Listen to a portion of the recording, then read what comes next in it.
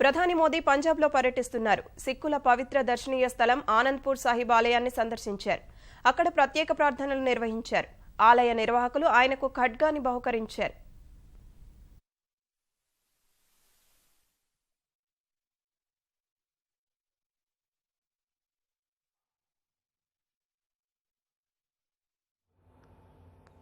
आनंदपुर साहब की इस पवित्र धरती पर आकर के मत्था टेकने का मुझे बार बार अवसर मिलता था। ये मेरा सौभाग्य रहा कि पंजाब की धरती पर कई वर्षों तक मुझे काम करने का अवसर मिला था और उसके कारण आनंदपुर साहब की इस पवित्र धरती पर आकर के मत्था टेकने का मुझे बार बार अवसर मिलता था।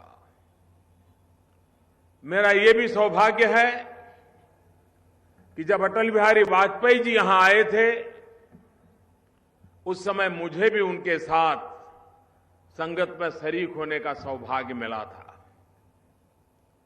प्रधानमंत्री बनने के बाद आज पहली बार और एक पवित्र प्रकाश पर्व के समय इस पवित्र धरती को नमन करने का मुझे सौभाग्य मिला है।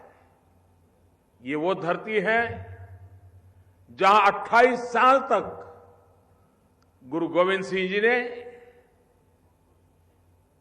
त्याग, बलिदान, तपस्या, वीरता, पूरे समाज को खड़ा करने का एक भगीरथ प्रयास किया था। मेरा इस धरती से नाता,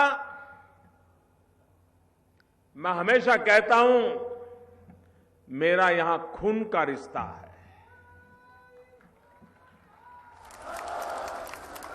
खून का रिश्ता इसलिए है कि मेरा जन्म गुजरात की धरती पर हुआ, कार्य करने का सौभाग्य यहां मिला, लेकिन गुरु गोविंद सिंह जी के जो पंज प्यारे थे उसमें एक गुजरात के द्वारिका से थे। और इसलिए, और जैसा अभी बादल साहब बता रहे थे, देश की एकता एक गुरु गोविंद सिंह महाराज के मन में प्राथमिकता थी। और ये पंज प्यारे भी हिंदुस्तान की चारों दिशाओं से प्रतिनिधित्व कर रहे थे, उसमें एक गुजरात से थे। और इसलिए मुझे स्वाभाविक अनुभव होता है, अनुभूति होती है कि मेरा कोई खून का रिश्ता है। और ऐसे समय इस महान बलिदानी परंपरा को प्रणाम करने का, नमन करने का सौभाग्य मिले, तब देश में भी जात पात के खिलाफ उस जमाने में गुरु गोविंद सिंह जी महाराज सबकी एकता के लिए प्रखर रहते थे। ऊंच नीच का विरोध करना, पंथा पंथ का विरोध करना, सबको एक साथ चलने का, मानस को मानस के रूप में मानने का, ये महान परंपरा उन्होंने जी करके दिखाई थी। उस कालखंड को देखें, पूरा परिवार बलिदान, ऐसा वंशदानी शायद इतिहास के झरोखे में कहीं नजर आ सकता है, जो गुरु गोविंद सिंह महाराज ने अपने जीवन से करके दिखाया था। और उस कालखंड को देखें, एक तरफ भयंकर क्रूरता थी, जुल्म थे, अत्याचार थे। गुरु गोविंद सिंह महाराज का मार्ग एक तरफ क्रूरता तो दूसरी तरफ वीरता का था। उन्होंने वीरता का मार्ग लिया, जन सामान्य में वीरता पैदा करने का प्रयास किया। क्रूरता का मुकाबला क्रूरता से नहीं, क्रूरता का मुकाबला वीरता से करने का संदेश गुरु गोविंद सिंह महाराज ने दिया। आज जब देश की एकता, अखंडता,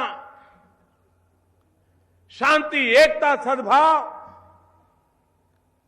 इस मंत्र को हमें जीना भी है और नई पीढ़ी को जीने के लिए प्रेरित भी करना है। बिखराव करने वाले लोगों की संख्या कम नहीं होती, लेकिन एकता करने वालों का ताकत भी अनेक गुना होता है। ये महान परंपरा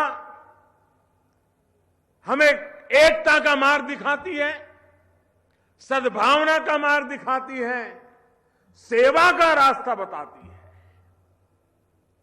अगर त्याग है, बलिदान है, तो सेवा भी उच्च कोटि की है। ऐसी इस महान परंपरा के समय 350 वर्षवें प्रकाश पर्व के निमित्त गुरु गोविंद सिंह महाराज के चरणों में वंदन करता हूं, उनके त्याग बलिदान को नमन करता हूं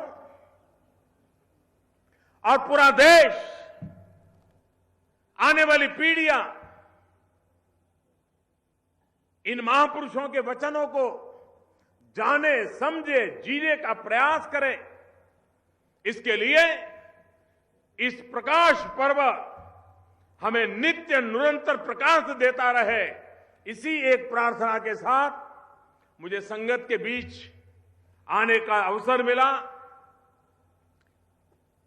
गुरु ग्रंथ साहब का सामने मत्था टेकने का सौभाग्य मिला। आप सबने मेरा स्वागत सम्मान किया। आप सबका मैं हृदय से अभिनंदन करता हूं, आभार व्यक्त करता हूं।